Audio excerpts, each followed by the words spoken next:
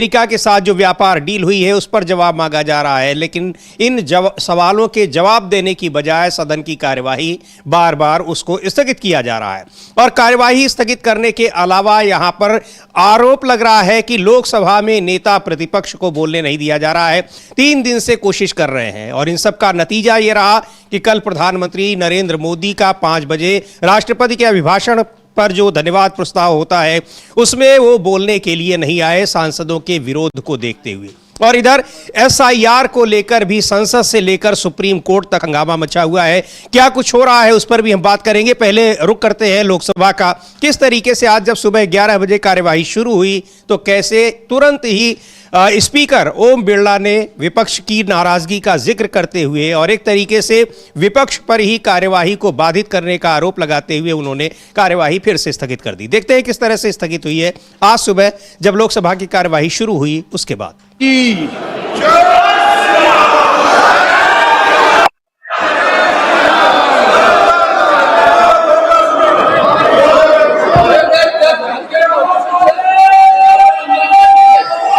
माननीय सदस्यगण, सदन के अंदर जो कल घटना हुई, जिस तरीके से प्रतिपक्ष के माननीय सदस्य सदन में सत्ता पक्ष की बेल तक पहुंचे, ये सदन की मर्यादा के अनुकूल नहीं है। और मेरा मानना है कि ये सदन सभागृह की मर्यादा बनाने सबकी जिम्मेदारी है। अगर हम सभागृह की मर्यादा को समाप्त कर देंगे तो सदन की कार्रवाई को चलाना किसी तरीके से कोई भी स्पीकर के लिए उचित नहीं होता। सदन की कार्रवाई आज 12 बजे तक के लिए स्थगित की जाती है। तो ये सदन की कार्यवाही स्थगित हो गई। बिल्कुल ऐसा लग रहा है कि स्पीकर ओम बिरला यही बताने के लिए आए थे कि सदन की कार्यवाही विपक्ष की वजह से बाधित हो रही है, विपक्ष अनुशासनहीनता कर रहा है। लेकिन विपक्ष क्या कुछ कह रहा है उस पर भी बात करेंगे। पर यह सीधे सीधे आरोप लगाना स्पीकर का विपक्ष के ऊपर, और आप क्यों नहीं अनुमति दे पा रहे हैं विपक्ष को सवाल पूछने की। लोकसभा में नेता प्रतिपक्ष को अगर बोलने नहीं दिया जाएगा तो क्या विपक्ष वहां पर केवल सुनने के लिए आता है? बिल्कुल समीर जी, विपक्ष केवल सुनने के लिए आता है और वहां आप जो है सत्ता पक्ष को कुछ भी अगड़म बगड़म बोलने की अनुमति देते रहेंगे। जी हाँ। यानी जिस 349 कल किस तरीके से कल किस तरीके से अभद्र भाषा का और अभद्र आरोप जो थे वो लगाए निशिकांत दुबे ने। वो तो खैर उसने अपने संस्कारों की प्रकटीकरण किया कि उसके क्या संस्कार हैं निशिकांत दुबे के। भद्दा आदमी है, गंदा आदमी है, तो वो उसने अपनी दिखा दी मानसिकता जो है। लेकिन सदन के अंदर सवाल ये है कि बिरला साहब जो थे उन्होंने अनुमति क्यों दी कि वो जो है कुछ भी महाविष्ठा करता है सदन के अंदर। तो ये बिरला साहब के ऊपर सवाल है और इसीलिए बिरला साहब जानते थे कि आज जैसे ही सदन शुरू होगा तो वैसे ही कल का ये मसला उठेगा, तो पहली संसद को स्थगित करके भाग गए और मोदी जी हैं वो गायब हैं जी। और आज फिर अब 12 बजे जब सदन की कार्यवाही शुरू होती है तो फिर वही होता है और सदन की कार्यवाही 2 बजे तक के लिए स्थगित कर दी गई। और अमलेंदु जी, धन्यवाद जो प्रस्ताव है वो पारित मान लिया गया, ध्वनि मत से पारित मान लिया गया, विपक्ष की गैर मौजूदगी में या बिना किसी की सहमति के और बिना प्रधानमंत्री नरेंद्र मोदी के उस पर धन्यवाद प्रस्ताव पर जो एक परंपरा है बोलने की, ना तो एलओपी का भाषण हुआ उस पर और ना ही उस पर लीडर ऑफ वो हाउस का भाषण हुआ है। हाँ, ये भी 70 साल में ये भी पहली बार हुआ है कि राष्ट्रपति का अभिभाषण बिना नेता विपक्ष और बिना प्रधानमंत्री के भाषण के समाप्त हो गया। इसका मतलब कि आपने स्वीकृति तो आपने कर लिया कि वो पास होगा माना जाएगा, लेकिन ये पास हुआ माना नहीं जाएगा क्योंकि इस पे बहस हुई ही नहीं है। बिल्कुल। तो इसलिए माना नहीं जाएगा। तो अगर देखा जाए तो समीर जी, संवैधानिक संकट भी खड़ा हो सकता है। बिल्कुल, संवैधानिक संकट भी खड़ा हो सकता है क्योंकि यहाँ पर न तो राष्ट्रपति ने केवल अभिभाषण अपना पढ़ा है, न तो उस पर चर्चा हुई, न पक्ष ने कुछ बोला न विपक्ष ने कुछ बोला, लीडर ऑफ अपोजिशन ने नहीं बोला और ना ही लीडर ऑफ हाउस ने कुछ बोला। यानी वहां पर नेता सदन और नेता प्रतिपक्ष दोनों ने नहीं बोला, लेकिन यह सारा कुछ स्पीकर साहब ने अपने ऊपर ले लिया और उन्होंने ध्वनि मत से उसको पारित घोषित कर दिया। तो एक बड़ा संवैधानिक संकट है। किस तरीके से संसद की गरिमा को और संसद की जरूरत को खत्म करने की कोशिश की जा रही है। आरोप बार बार विपक्ष लगा रहा है कि जो सत्र होते हैं उनको छोटा किया जा रहा है और जब सत्र चलते भी हैं तो उसमें विपक्ष को बोलने की अनुमति नहीं दी जाती। लेकिन लगता नहीं कि ये जो गतिरोध है ये अभी खत्म होने का नाम लेगा, क्योंकि बार बार विपक्ष की ओर से कहा जा रहा है कि जब तक लीडर ऑफ अपोजिशन को बोलने नहीं दिया जाएगा वहां पर लीडर ऑफ हाउस को भी नहीं बोलने दिया जाएगा। तो अब देखते हैं कि सवाल पूछने की अनुमति स्पीकर देते हैं या नहीं। लेकिन इसको लेकर राज्यसभा में भी काफी गर्मा गर्मी रही। हालांकि वहां की कार्यवाही जरूर चल रही है, पर वहां भी क्या कुछ हुआ है, और वहां पर राज्यसभा में कांग्रेस पार्टी के जो नेता हैं, नेता प्रतिपक्ष मल्लिकार्जुन खड़गे, उन्होंने सरकार पर कई आरोप लगाए, और क्या कुछ हुआ उस कार्यवाही को भी देखते हैं। और वहां किस तरीके से मंत्री लोग और क्या जो शिष्टता अशिष्टता, संसदीय भाषा और असंसदीय भाषा होती है, वहां वो क्या व्यवहार कर रहे हैं, उसका भी एक दिखाई पड़ता है नमूना वहां पर देखा जा सकता है। देखते हैं क्या हुआ राज्यसभा में आज, और मल्लिकार्जुन खड़गे ने क्या कुछ कहा और उनको किस तरीके से रोकने की कोशिश की गई। सर देखिए, हम समझते हैं कि हाँ तुमसे भी ज्यादा समझते हैं। Let him say something, then leader of the house is here to respond. Why you are worried about? Sir, हम हाउस को डिस्टर्ब नहीं करना चाहते, लेकिन नहीं Are you tell the truth ना? No, You are telling something against the the truth, sir. No. चार You दिन tell से the truth. Who disturbed? When Jairam Ramesh ji asked, सुनिए, yes, immediately I asked you to speak. All your people are coming and shouting.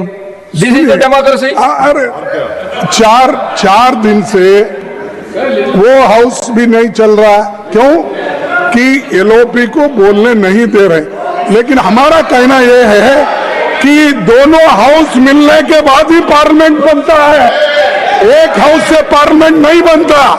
ये दोनों स्तंभ है, ये दोनों स्तंभ है, और दो जब स्तंभ होते हैं, एक को पैरालाइज करके आप अपने आप को छुपाने के लिए, अपने गलतियां छुपाने के लिए आप जो कर रहे हैं, किए हैं, इस देश को जो धोखा दे रहे हैं, देश की जो अपमान कर रहे हैं, उसके बारे में जब राहुल जी बोलते हैं तो आप लोगों को खुजली उठती है। नहीं। No, Lok Sabha, what has happened in Lok Sabha should not be discussed here. इसीलिए You want to tell something? हम ये Please चाहते tell other than that. कि I am allowing you. बोलना दीजिए। और Arge ji, you are आप very मेरे को rebellious सिखाने person. वाले, You बोलो should आप know मोहम्मद the- को You मेरे should के know ऊपर the- कर देते हैं, both houses. युवराजी के बारे में बोलते हैं, आप रूल की बात करते हो, आप सब प्रोसीडिंग की बात करते हो। अरे वो प्रोसीडिंग वहां पर गलत हो रहा है। You are the very elderly person, you know everything. Sir, And you know that Lok Sabha proceedings cannot be disturbed in Rajya Sabha. But- that you know very well. we don't want to, And you are again and we again don't saying want the to same see thing. that It's not Parliament correct. should be, Then I have to say Lok that Sabha nothing should be will go on closed record. and only Rajya Sabha will You run. please be democratic. all those Even yesterday, All what you were talking. come Most from of you, the members of the Lok Sabha. opposition, they are telling Lok Sabha is different, the Rajya Sabha is different. We should be allowed to. Why the minister has not made his statement in the Rajya Sabha?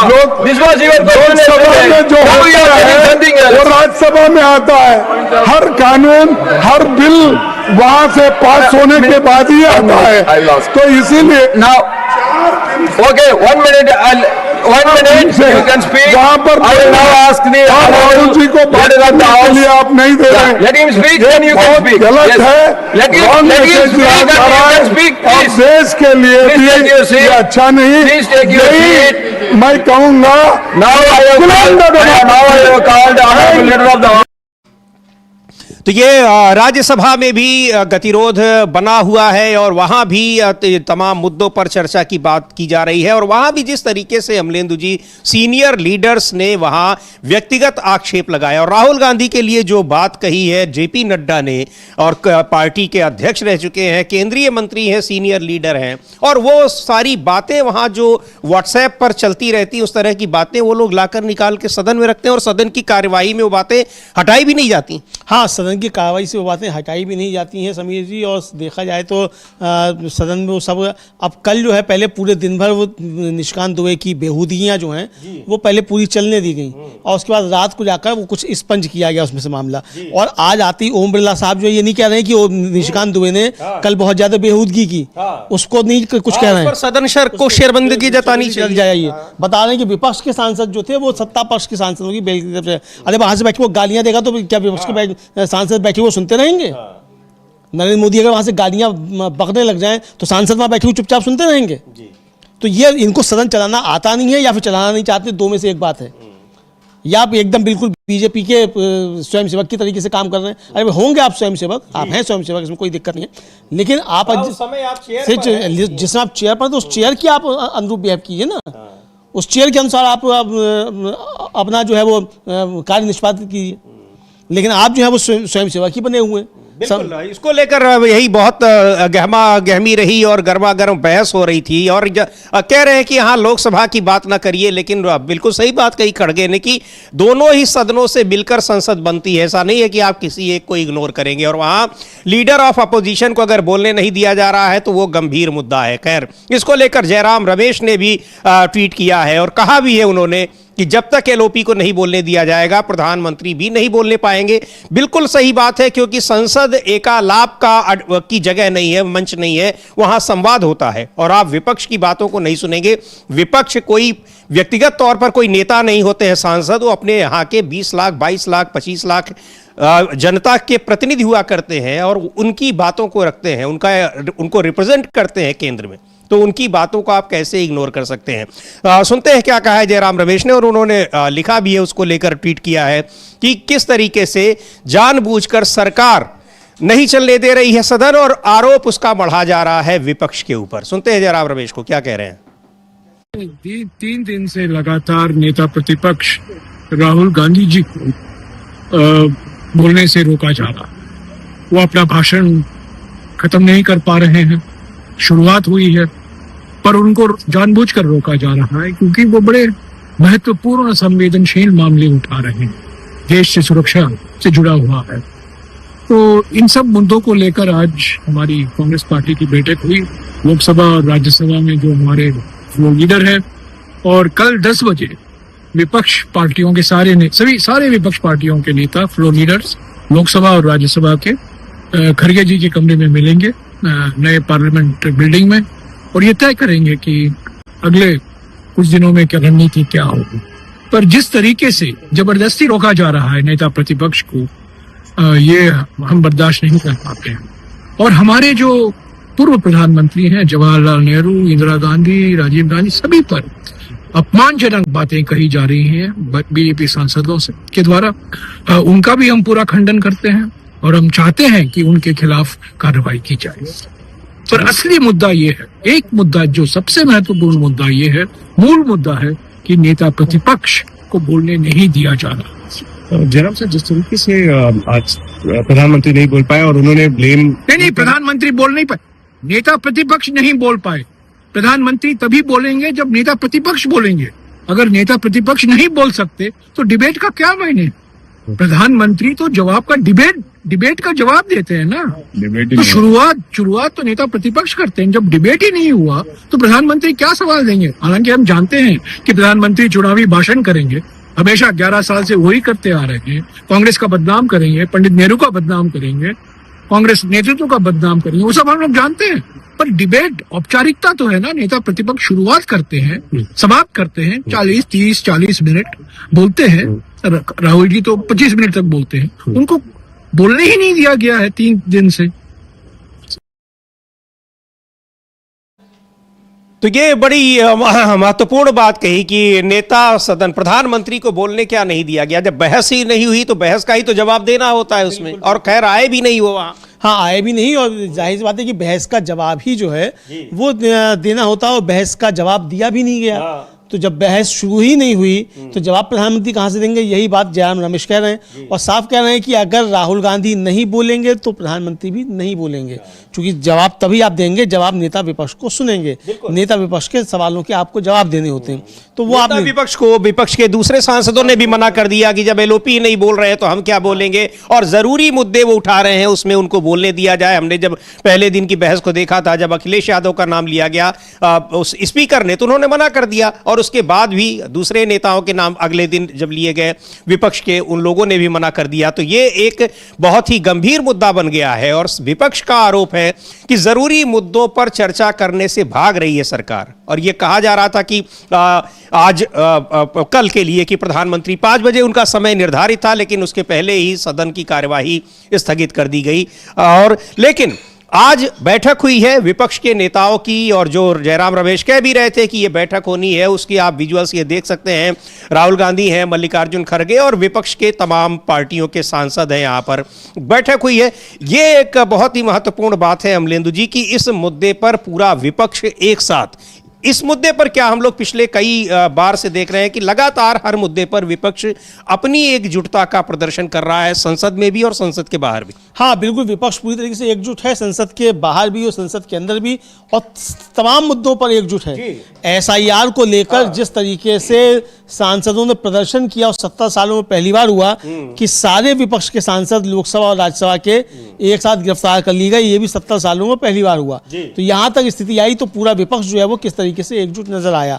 और इसी तरीके से कल राहुल गांधी के मसले पर भी, कल भी और परसों भी, दोनों दिन जबरदस्त तरीके से विपक्ष ने अपनी एकजुटता दिखाई और सत्ता पक्ष को बैकफुट पर भेज दिया, और इतना बैकफुट पर भेजा कि मोदी जी जो है वो सदन के अंदर आने की हिम्मत जुटा नहीं सके, और अभी भी सदन के अंदर आने की हिम्मत नहीं जुटा पा रहे हैं। बिल्कुल, और कहा वहां पर विपक्षी सांसद भी कह रहे हैं कि हम भी उस उम्मीद में थे कि प्रधानमंत्री आएंगे और कुछ बोलेंगे, लेकिन प्रधानमंत्री नहीं आ पाए। सुनते हैं डिंपल यादव, समाजवादी पार्टी की सांसद हैं, क्या कह रही हैं प्रधानमंत्री के ना आने पर, ना बोलने पर और संसद में जो कुछ हो रहा है उस पर। एक्सपेक्ट कर रहे थे कि प्राइम मिनिस्टर आएंगे और सदन में बोलेंगे, क्योंकि हमारे पास भी कुछ मुद्दे थे, क्योंकि बनारस में जो किस तरह से मणिकर्णिका का घाट को जो ध्वस्त किया गया है बुलडोजर चला के, और जिस तरह अहिल्याबाई होलकर जी की प्रतिमा को खंडित किया गया, तो हमें अपनी बात भी कहनी थी प्राइम मिनिस्टर से। तो हम उम्मीद कर रहे थे वो आएंगे, लेकिन वो संसद में नहीं मौजूद रहे। तो कई मुद्दे हैं जिन पर हम चाह रहे थे कि प्रधानमंत्री जवाब देंगे, लेकिन नहीं आएंगे। मणिकर्णिका घाट का मुद्दा भी बहुत जोर शोर से समाजवादी पार्टी उठा रही है अमलेंदु जी, और उसको लेकर संसद के परिसर में भी प्रदर्शन किया है समाजवादी पार्टी ने। लेकिन वहां ये जो जरूरी मुद्दे हैं, सबसे ज्यादा जो खास तौर पर जिस तरह से अमेरिका के साथ भारत की ट्रेड डील हो रही है, और जिस तरीके से चीन के साथ जो मुद्दा है, जो जनरल नरावणे की किताब का मुद्दा है जो राहुल गांधी ने उठाया था, उन सारे मुद्दों पर बोलने के लिए विपक्ष के पास कुछ है नहीं। कैसे उसका बचाव किया जाए इस कोशिश में, तो उसका तरीका यही है कि सदन की कार्यवाही चलने ही न दी जाए।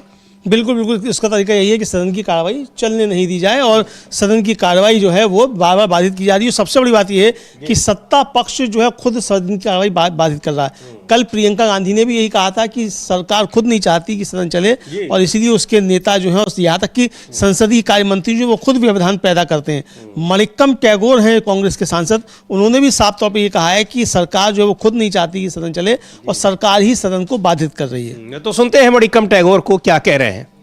और सदन की कार्यवाही आज फिर 2 बजे तक के लिए लोकसभा की कार्यवाही स्थगित कर दी गई, और आज तो बिल्कुल लग रहा था कि सुबह तैयारी से ही आए हैं स्पीकर ओम बिरला कि पूरा दोष विपक्ष पर मढ़ते हुए, और उन्होंने कार्यवाही स्थगित कर दी। बहरहाल मणिक्कम टैगोर क्या कह रहे हैं कि किस तरह से सत्ता पक्ष जो है वो बाधित कर रहा है सदन को, और लगातार ये देखने को मिल रहा है। और सबसे बड़ी बात यह भी है अमलेंदु जी कि इसमें स्पीकर का रोल भी बहुत ही ज्यादा, एक कह लीजिए कि आपत्तिजनक है कि ये आपको तय करना है और संसदीय कार्य मंत्री और विपक्ष के नेताओं के साथ मिलकर कि कार्यवाही कैसे चले। रोज रोज स्थगित कर देना कोई तरीका नहीं होता है। बहरहाल मणिक्कम टैगोर क्या कह रहे हैं उनको सुनते हैं। What has happened? PM didn't speak. Do you believe he will speak in Parliament on Rajya Sabha today? We know that they blocked the leader of opposition. Opposition voice Rahul Gandhi ji was not allowed to speak, and now they are unable to speak. The Prime Minister is unable to speak in Lok Sabha. The way the ruling party, particularly the Parliamentary Affairs Minister, is blocking in an organized way the leader of opposition. Now it is getting reaction, and we need to understand that people are watching, and this government's mishandling of the Parliament, particularly the presidential address, will be remembered in history, because if Prime Minister Modi is not speaking in Lok Sabha, he will be the first Prime Minister who not have spoken in Lok Sabha on the motion to thank the Honorable President. This is very it shows the fear mentality of our Prime Minister, why he is afraid to come to Lok Sabha. तो ये किस तरीके से संसद को बाधित करने का काम सत्ता पक्ष कर रहा है, और खुद सीधे सीधे आरोप लगा रहे हैं मणिकम टैगोर की संसदीय कार्य मंत्री खुद जो है व्यवधान उत्पन्न करते हैं, वो बार बार उठकर खड़े होते हैं और लगातार वो दिखाई भी पड़ता है। कह रहे हैं मणिकम टैगोर कि जिस तरह से सत्ताधारी पार्टी, खासकर केंद्रीय संसदीय कार्य मंत्री विपक्ष के नेता राहुल गांधी को संगठित तरीके से रोक रहे हैं, हम सत्ता पक्ष द्वारा संसद को गलत तरीके से हैंडल करते हुए देख रहे हैं। अगर पीएम मोदी राष्ट्रपति के अभिभाषण पर, धन्यवाद प्रस्ताव पर लोकसभा में नहीं बोलते हैं तो ऐसा करने वाले पहले पीएम होंगे। पीएम लोकसभा से क्यों भाग रहे हैं? तो पहले पीएम अब वो बन गए, रिकॉर्ड उन्होंने आज बना ही दिया। अमलेंदु जी बिल्कुल बनाई दिया। 70 सालों में ये भी पहली बार है कि प्रधानमंत्री संसद से भाग गए और राष्ट्रपति के अभिभाषण पर बहस का जवाब नहीं दिया, बहस शुरू ही नहीं हो पाई। तो ये 70 सालों में ये भी रिकॉर्ड प्रधानमंत्री ने, नरेंद्र मोदी ने अपने नाम कर लिया है। तो बहुत रिकॉर्डधारी हैं, गिनीज बुक ऑफ लिम्का क्या वर्ल्ड रिकॉर्ड्स, उसमें उनका नाम आना चाहिए। 70 सालों में कितने रिकॉर्ड नरेंद्र मोदी ने बनाए हैं, उनमें एक रिकॉर्ड ये भी जुड़ गया कि 70 सालों में ऐसा पहली बार कि राष्ट्रपति के अभिभाषण पर प्रधानमंत्री बिना जवाब दिए हुए विपक्ष का सदन से भाग गए। तो ये जो कहा जाता है, एक बार मुझे याद है कि अमित शाह ने एक सवाल के जवाब में, सवाल भी मेरा ही था एक प्रेस कॉन्फ्रेंस में, कि सबसे बड़ी उपलब्धि के रूप में आप क्या देखते हैं, तो उन्होंने कहा कि हमने बोलने वाला प्रधानमंत्री दिया है। हाँ। लेकिन ये बोलने वाला प्रधानमंत्री वो है जो संसद में नहीं बोलता है, और संसद में बुलवाने के लिए उनके खिलाफ अविश्वास प्रस्ताव लाना पड़ता है। हाँ, संसद में बोलने के लिए अविश्वास प्रस्ताव लाना पड़ता है। और 70 सालों में ऐसे पहले प्रधानमंत्री भी नरेंद्र मोदी जो सबसे कम जो है सदन में पहुंचे हैं। जी हाँ, सबसे कम सदन में पहुंचे 70 सालों में। ये भी है, पता नहीं 18 घंटे काम कौन सा करता है अगला बंदा, भाई समझ में नहीं आता। संसद में तुम नहीं जाते, पीएमओ में तुम नहीं जाते, पीएमओ में जाते हो तो मीडिया में जो है ब्रेकिंग आने लगती है कि प्रधानमंत्री पीएमओ पहुंचे। तो भाई तुम 18 घंटे काम क्या करते हो? लेकिन जो पार्टी की ओर से जो बोलने वाले नेता भेजे भी जाते हैं अमलेंदु जी, वो क्या बोलते हैं और किस तरीके से, जो कल जिस तरह निशिकांत दुबे ने बातें बोली हैं, जिसको लेकर जयराम रमेश भी अभी कह रहे थे कि सारी बातों को हम खारिज करते हैं और कहां से उठा कर ले आते हैं। समाजवादी पार्टी के सांसद हैं फैजाबाद से अवधेश प्रसाद, वो भी कह रहे हैं कि इन बेमतलब की बातों के लिए संसद नहीं है, महत्वपूर्ण मुद्दों पर विपक्ष चर्चा चाहता है और बीजेपी के लोग यहां वाहियात बातें लेकर चले आते हैं। सुनते हैं अवधेश प्रसाद क्या कह रहे हैं। देखिए, गांधी नेहरू का इतिहास तो जग जाहिर है, लेकिन भारतीय जनता पार्टी का इतिहास भी लोगों के सामने है। तो इस तरह के वार्तालाप में, इस तरह के आचरण में आज देश के सामने बड़ी बड़ी समस्याएं हैं। हमारे देश में करोड़ों नौजवान हैं, पढ़े लिखे बेकार हैं, हमें उस पर चर्चा करनी चाहिए। आज किसान तबाह है, बर्बाद है, उसको उठाने के लिए चर्चा करनी चाहिए। आज चीन ने हमारी जमीन पर कब्जा कर लिया, उस पर सोचना चाहिए। इस तरह की बातें देश के सामने आनी चाहिए, और किसका कौन सा इतिहास रहा, किसने क्या किया है, अब भारतीय जनता पार्टी क्या करना चाहती है, उसको देश के सामने अपनी बातें रखनी चाहिए।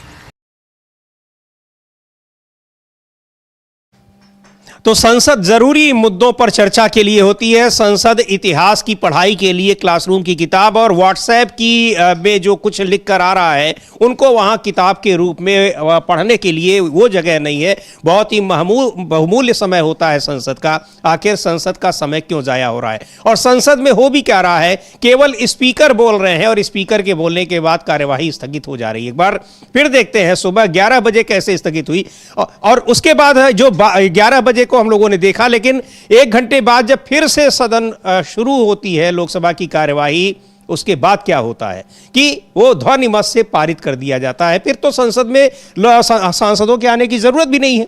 अब सारी चीजें जब ध्वनिमत से ही पारित हो जा रही हैं तो फिर क्या जरूरत रह जाती है? एक बार देखते हैं। और बहुत ही ये लोकतांत्रिक व्यवस्था के लिए एक खतरनाक संकेत है जिस तरह से संसद की कार्यवाही चल रही है। देखते हैं 12 बजे किस तरीके से स्थगित हुई है लोकसभा की कार्यवाही। माननीय अध्यक्ष जी,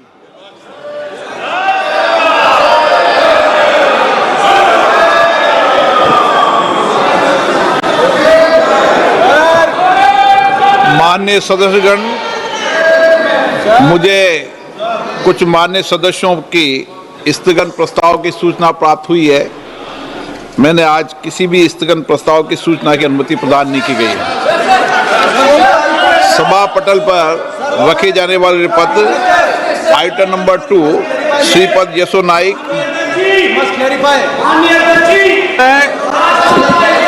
आदरणीय अध्यक्ष महोदय, मैं आपकी अनुमति से आज की संशोधित कार्यसूची की क्रम संख्या 2 पर मेरे नाम के सामने सूचीबद्ध दस्तावेजों को सदन के पटल पर रखता हूं। Item number 3 Shri L Murugan. Speaker sir, with your kind permission, on behalf of my colleague Sushri Shobhas Karandaleji, I rise to lay on the table of the House the papers mentioned of serial number 3 of today's revised list of business pertaining to the Ministry of Micro, Small and Medium Enterprise. Thank you. Item number 4 Shri L Murugan. Respected Speaker sir, with your kind permission, on behalf of my colleague Shri Tokan Sagu, I rise to lay on the table of the House the papers mentioned at serial number 4 of today's revised list of business. Thank you. Item number 5 Shri Suresh Gopi. Respected Speaker sir, with your permission, I rise to make the statement of the House listed against my name on serial number 5 in today's revised list of business regarding the status of implementation of the recommendations contained in the 5th report of the Standing Committee on Petroleum and Natural Gas 2024-2025 on action taken by the government on the recommendations, observations contained in the 23rd report of the Committee 2023-24 on review of policy on import of crude oil pertaining to the Ministry of Petroleum and Natural Gas. This may please be considered as read. Thank you. सदन में तख्तियां लेके आओगे और banner लेके आओगे तो सदन में बोलने नहीं दिया जाएगा। माननीय सदस्यगण, धन्यवाद प्रस्ताव पर सदस्यों ने अनेक संशोधन प्रस्तुत किए गए हैं। अब मैं सभी संशोधनों को एक साथ सभा के मतदान के लिए रखता हूं। प्रश्न ये कि माननीय सदस्यों द्वारा प्रस्तुत सभी संशोधनों को स्वीकृत किया जाए। जो सदस्य इसके पक्ष में हाँ गए, जो सदस्य विरोध में ना गए, मेरे विचार में निर्णय ना वालों के पक्ष हुआ, ना वालों के पक्ष में हुआ, सभी संशोधन अस्वीकृत हुए। अब मैं राष्ट्रपति अभिभाषण पर धन्यवाद प्रस्ताव को सभा के मतदान के लिए रखता हूं। प्रश्न ये कि राष्ट्रपति की सेवा में निम्नलिखित शब्दों में एक समावेदन प्रस्तुत किया जाए कि सत्र में समवेत लोकसभा के सदस्य राष्ट्रपति के उस अभिभाषण को जो उन्होंने 28 जनवरी 2024 को एक साथ समवेत संसद की दोनों सभाओं के समक्ष देने की कृपा की है, उनके प्रति हम अत्यंत आभारी हैं। जो सदस्य इसके पक्ष में हाँ गए, सदस्य विरोध में ना गए, मेरे विचार में निर्णय हाँ वालों के पक्ष हुआ, निर्णय हाँ वालों के पक्ष हुआ, प्रस्ताव स्वीकृत हुआ। मैं माननीय सदस्यों से आग्रह करता हूं कि वह सभागृह की मर्यादा को बनाए रखे, बैनर, तख्तियां, नारेबाजी न करे, आप सदन को चलने दें। बजट पर, महत्वपूर्ण बजट पर चर्चा होगी, सबको अपने विचार व्यक्त करने का अवसर मिलेगा। आप सदन नहीं चलाना चाहते, नारेबाजी करना चाहते हैं, सभागृह का अपमान करना चाहते हैं, सभा की कार्रवाई आज 2 बजे तक के लिए स्थगित की जाती है। ये हम लोगों ने उस पूरी प्रक्रिया को दिखा भी दिया अमलेंदु जी, कितनी बेहतर तरीके से उन्होंने वोटिंग भी करा ली 10-20 सेकंड 30 सेकंड के भीतर, और उसके बाद घोषित भी कर दिया कि इसमें जो उसका प्रस्ताव पर जो समर्थन करने वाले हैं उनकी संख्या ज़्यादा है, और उस प्रस्ताव को ध्वनिमत से पारित भी कर दिया। हाँ, मतलब हाँ की आवाज़ तो आई, मगर ना की तो कोई आवाज़ आई नहीं। तो फिर ये क्या, तो फिर बहुमत से क्यों, फिर सर्वसम्मति कहिए, फिर बिल्कुल सर्वसम्मति तो कहा नहीं, बहुमत से कह दिया। तो बहुमत से कैसे हो जाएगा, ना की कोई आवाज़ नहीं आई तो कैसे हो गया। इसी तरीके से कल एक बड़ा अच्छा ज्ञान दिया था बिरला साहब ने, उन्होंने बताया ये उच्च सदन है, ये उच्च सदन है। तो अब अगर हमारा स्पीकर जो लोकसभा को वो बताया कि लोकसभा कोई उच्च सदन है, तो आप समझ लीजिए संसदीय परंपराओं का, संसदीय कानूनों का कितना ज्ञान है।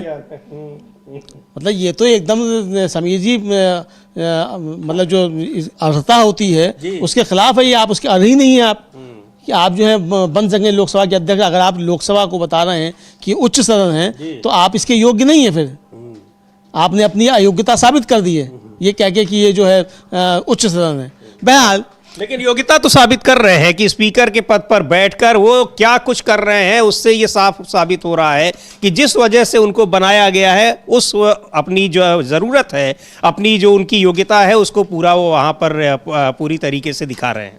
हाँ, उसे अपनी पूरी तरीके से दिखा रहे हैं कि जो जिस काम के लिए उनको बनाया है मोदी जी ने, तो मोदी जी का काम पूरी ईमानदारी के साथ कर रहे हैं, इसमें कोई शक नहीं है। इसके लिए बधाई के पात्र हैं। उनको कोई पुरस्कार मिलता हो तो वो दे दिया जाना चाहिए कि मोदी जी के काम को बखूबी जो है वो अंजाम दे रहे हैं बिरला जी। हाँ, लेकिन अभी तो बजट पर भी चर्चा होनी है, और जिस तरह से गतिरोध बना है तो ये लगता नहीं है कि ये गतिरोध टूटने वाला है, क्योंकि विपक्ष यहाँ अपने उन जरूरी मुद्दों पर चर्चा की मांग कर रहा है। समाजवादी पार्टी के ही सांसद हैं राजीव राय, क्या कुछ कह रहे हैं और किस तरीके से ये संसदीय गरिमा को तार तार करने की कोशिश हो रही है। जो आरोप विपक्ष लगा रहा है कि प्रधानमंत्री और एलओपी बोल भी नहीं रहे हैं और राष्ट्रपति के अभिभाषण प्रस्ताव को ध्वनिमत से पारित मान लिया जा रहा है। सुनते हैं राजीव राय को क्या कह रहे हैं।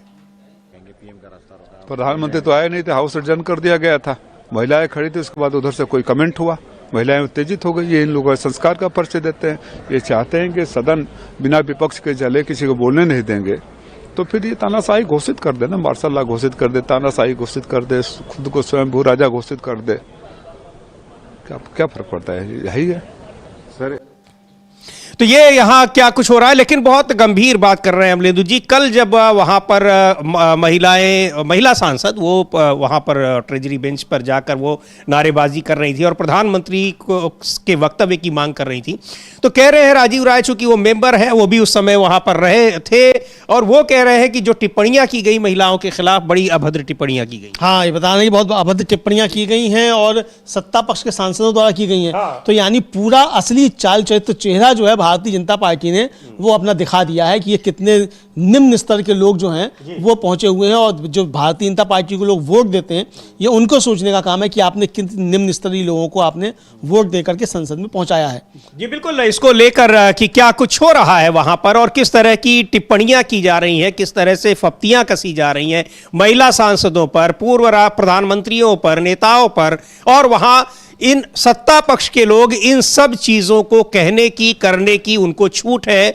स्पीकर ने किसी के खिलाफ कोई संज्ञान नहीं लिया है। यहां विपक्ष मांग कर रहा है कि जरूरी मुद्दों पर चर्चा हो, तो विपक्ष के 8 सांसदों को एक झटके में निलंबित कर दिया जाता है। एक बार सुनते हैं अजय राय क्या कह रहे हैं, क्यों सरकार भाग रही है और क्यों सदन की कार्यवाही को नहीं चलने देना चाहती है। अजय राय उत्तर प्रदेश में कांग्रेस पार्टी के अध्यक्ष हैं, प्रदेश अध्यक्ष, और प्रधानमंत्री नरेंद्र मोदी के खिलाफ उन्होंने वाराणसी से चुनाव लड़ा था और उनका दावा है कि वो चुनाव जीत गए थे, लेकिन प्रशासन ने बेईमानी से और वोट चोरी से उनको हरा दिया। बहरहाल इस मुद्दे पर क्या कह रहे हैं उनको सुनते हैं। 8 तारीख को हम संविधान संवाद ये 5वां करने जा रहे हैं। पहले स्टार्टिंग हमारी सीतापुर से हुई थी और सोनभद्र, हमारी लखनऊ, आगरा और बनारस 8 तारीख को होगा शास्त्री घाट पे 11 बजे।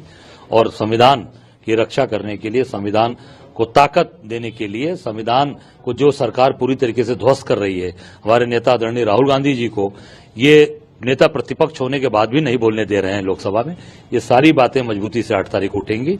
और निश्चित तौर से जो आज बनारस में भी जो अत्याचार अन्याय इन्होंने किया है, ये सारी बात हम 8 तारीख को रखेंगे। उसमें हमारे राष्ट्रीय प्रभारी अविनाश पांडे जी, हमारे पवन खेड़ा जी जो राष्ट्रीय हमारे चेयरमैन है मीडिया के, सुप्रिया जी, और हमारे 5 सांसद इमरान मसूद जी से लेकर उज्जवल रमण जी, राकेश राठौर जी, हमारे KL शर्मा जी, तनुज पूनिया जी और सभी नेतागण यहाँ रहेंगे। और इस जो संविधान की रक्षा, संविधान को बचाना, ये हमारा कर्तव्य, उस मुहिम को हम आगे बढ़ाएंगे।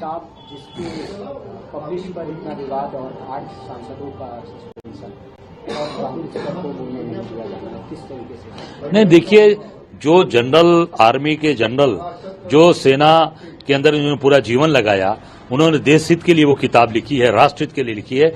सरकार को लग रहा है कि सरकार की नाकामियों को उन्होंने लिखा है, तो इस नाते सरकार उसको पब्लिश नहीं होने दे रही है। पर देश हित के लिए सेना का जिन्होंने पूरे जीवन भर समर्पण के साथ काम किया है, उस किताब को तत्काल पब्लिश कराया जाए और हमारे नेता राहुल गांधी जी को बोलने दिया जाए। जनरल नरवाणे की जो वो बात कहना चाहते हैं, किताब का अंश बोलना चाहते हैं, उसको बोलने पूरा देश सुनना चाहता है, पूरा देश जानना चाहता है, तत्काल हमारे नेता राहुल गांधी जी को बोलने दिया जाए और उस किताब को पब्लिश कराया जाए। 8 सांसदों को भी सस्पेंड, उनका भी सस्पेंशन निरस्त हो और उनको तत्काल, उनको सम्मान से वहां उनको यथाचित स्थान मिले और निश्चित तौर से हमारे नेता आदरणीय राहुल गांधी जी को पूरा। तो जरूरी मुद्दों पर चर्चा नहीं होने दी जा रही है और गतिरोध बनाया जा रहा है सत्ता पक्ष के सांसदों की ओर से। लेकिन जरूरी मुद्दों पर चर्चा ना हो, जरूरी मुद्दों से भटकाया जाए, संसद में किसी को बोलने न दिया जाए, इन सब के बावजूद अगर सरकार को यह भरोसा रहता है कि वो चुनाव में जीतेगी ही, तो इस भरोसे को लेकर भी सवाल उठ रहे हैं कि यह भरोसा उसको कहां से मिल रहा है। और SIR जो कराया जा रहा है अभी 12 राज्यों में, उसके बाद दूसरी जगहों पर भी कराया जाएगा, उसको लेकर लगातार सवाल उठ रहे हैं। और उत्तर प्रदेश में, चाहे संसद में भी कल अमलेदु जी जिस तरीके से कमल हासन ने तमिलनाडु से आते हैं, उन्होंने इसको लेकर जो बातें कही हैं, उन्होंने कहा है कि बहुत गंभीर आरोप लगाए हैं चुनाव आयोग पर।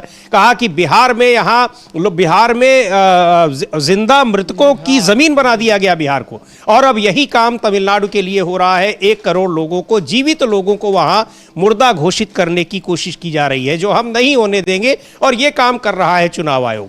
समाजवादी पार्टी के अध्यक्ष हैं अखिलेश यादव, लंबा ट्वीट उन्होंने किया है और उन्होंने एक BLO के बयान को भी उसमें टैग किया हुआ है कि किस तरह BLOs पर दबाव डाला जा रहा है कि एक खास मतदाता वर्ग को आप मतदाता सूची से हटाइए, उनके लिए आप फॉर्म 7 भरिए। लिख रहे हैं कि माननीय सर्वोच्च न्यायालय तत्काल संज्ञान ले, क्योंकि और किसी से उम्मीद नहीं बची है।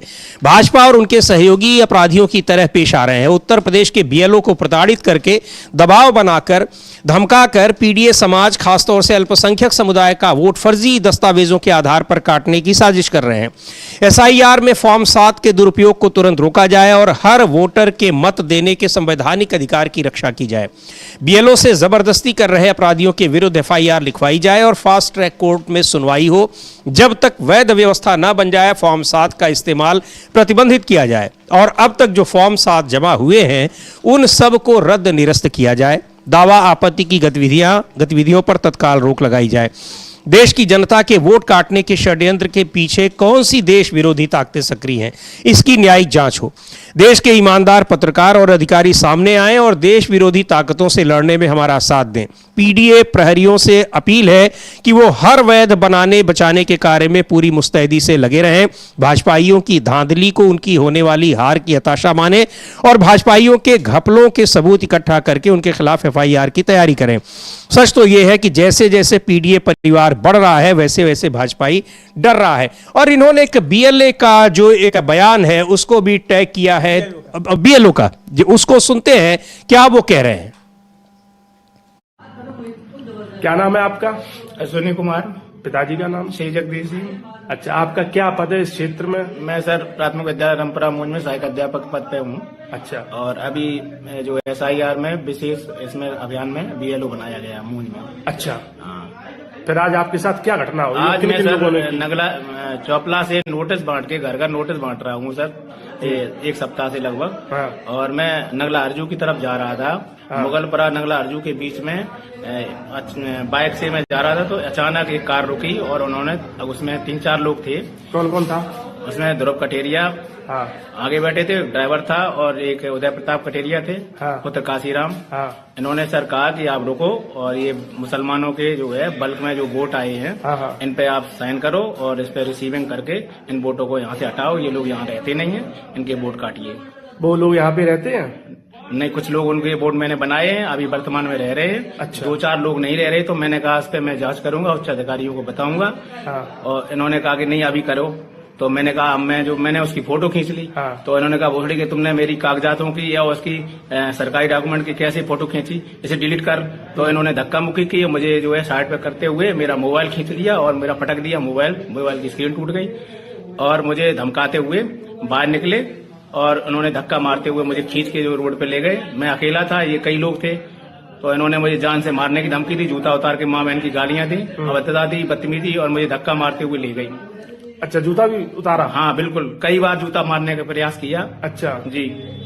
फिर आपने क्या किया? मैं अकेला था, मैं क्या कर पाता, मेरा मोबाइल स्विच ऑफ हो गया। इन्होंने तो ये वहां पर वीडियो बता रहे हैं कि किस तरीके से जबरन उनसे नाम कटवाने के लिए को दबाव डाला जा रहा है, और ये दबाव कौन डाल रहा है भी बड़ा सवाल है। और इस तरह की कई घटनाएं हुई हैं, गाजियाबाद का भी मामला था, इसके अलावा और कई जगहों पर। अमेठी का एक और ट्वीट किया है अखिलेश यादव ने, और उसमें भी वो लिख रहे हैं कि किस तरीके से वहां बीजेपी के जिलाध्यक्ष पर उन्होंने आरोप लगाया है कि वो जानबूझकर लोगों के नाम कटवा रहे हैं। तो ये क्या कुछ हो रहा है चुनाव आयोग को नहीं दिख रहा है। और अब तो अखिलेश यादव ने कहना भी बंद कर दिया चुनाव आयोग से, सीधे सुप्रीम कोर्ट से कह रहे हैं कि आप इसका संज्ञान लीजिए।